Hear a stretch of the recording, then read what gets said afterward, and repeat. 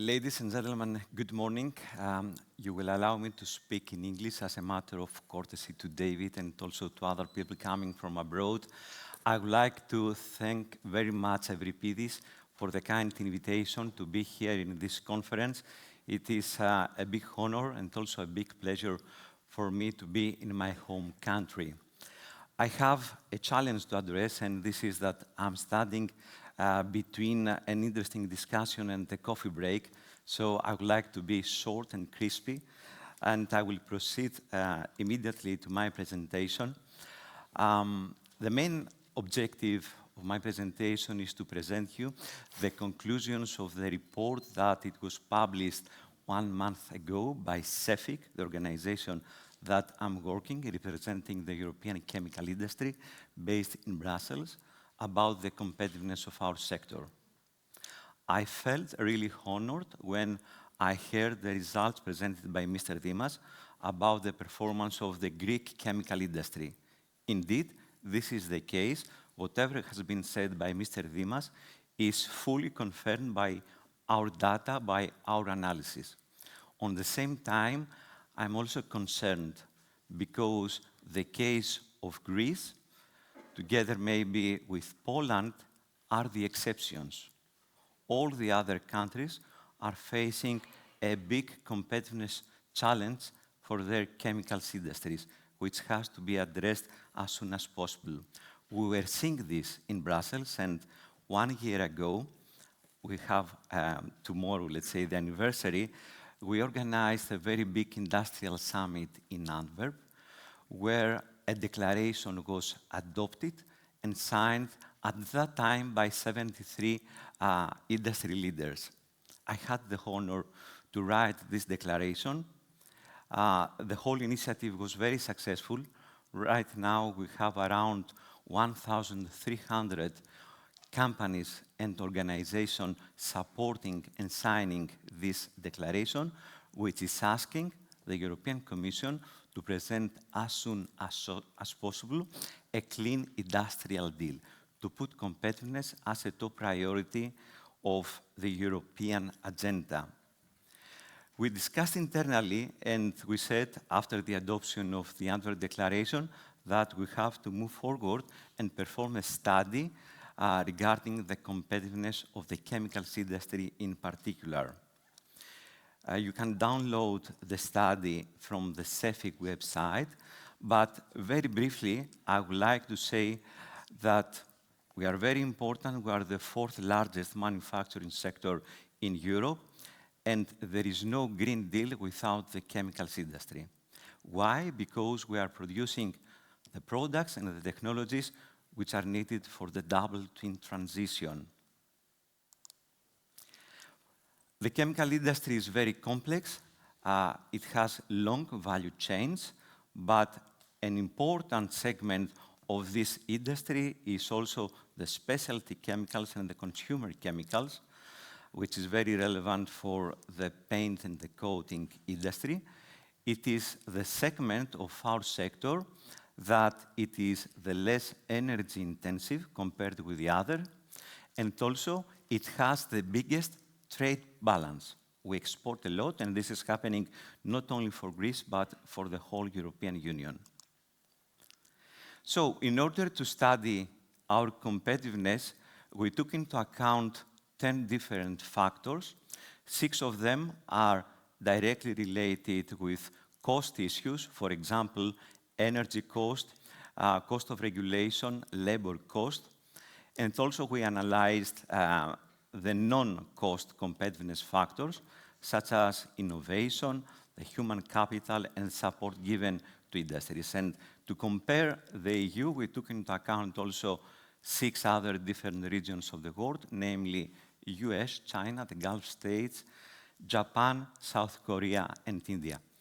It is not difficult to see immediately that the European Union, our chemical industry, gathers the more red minus sign. And the 2 minus is referring to the cost of energy. Even for our strength, our strong areas like innovation and human capital, the total number of green positive signs are less compared with our main competitors in the US, China, and the Gulf states. If we move forward, we can observe that in the last 15 years, the sector became less competitive. It moved to the left and down, while all the other regions were going to the opposite but competitive direction. In particular, China, and in a less extent India, has gained competitiveness in the sense of strengthening non-price related factors, becoming stronger in terms of innovation, while US gained in terms of the cost-related competitiveness factors, in particular gaining on the energy side. This is not something theoretical, it is not abstract, it's happening on the ground, and what we saw in the last 2 years, it is that Europe lost a lot of production chemical capacity. It is estimated at around 11 million of tons, affecting 21 major industrial sites across Europe. That's why I was telling before that Greece is an exception. What we see in other countries across the EU have an exactly opposite, let's say, result. What are the main reasons why this is happening? As we mentioned before, the energy cost. It is 4 to 5 times higher than our competitors in the US and, of course, in the Gulf states. We cannot compete with them in terms of energy cost. This has to be taken into account. Prices have been reduced recently, but still they are much higher compared with the energy cost that we had 10 years ago.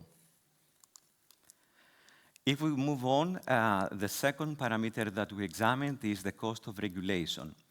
The left part of this graph has been estimated by the European Commission itself. The green is what we studied with the consultancy Advancy, and we can see right now that regulatory costs are representing around 12 to 13% of the total added value. What does it mean in practice? It means that in order to comply with regulation, we are paying each year around 20 billion euros across Europe, and this corresponds twice our investments for research and innovation. This graph shows actually the evolution of capital spending in chemicals by region. You can clearly see that Europe, the orange color at the bottom, from 2008 it was 18%, right now it is 12%. And it is not about new investments, new installations, it is about these investments in order to comply with regulation. If we move on research and development, an area where Europe was traditionally strong, we can see a similar trend. The spending is decreasing and China is leading. And it's also confirmed by the number of patents that are granted to Chinese companies. They are increasing more and more. So what is the result of this situation? It is the fact that Europe has lost 11 points in the global chemical market from 2008 to 2023. In essence, we are becoming smaller and smaller in the world market. So we said that the next 5 years are really critical. We have seen what happened recently in the last 2 years, and we are saying that unless strong and bold measures are taken at national and European level, then 8% of the total European added value of the chemicals industry is at risk, which corresponds to about 15 billion euros of added value, and also to around 200,000 jobs across all EU member states. So we have to move on. We have to take into account the recommendations of the Draghi report, also the actions proposed in the Andor Declaration.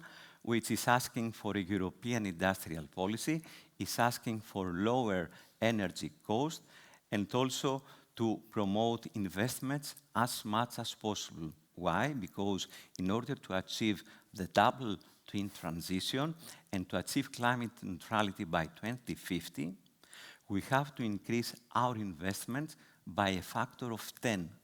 This is a big challenge ahead of us, and that's why we are asking the support of the European institutions and national authorities. With this, I would like to thank you very much for your attention, and we are at your disposal for any question. Many thanks.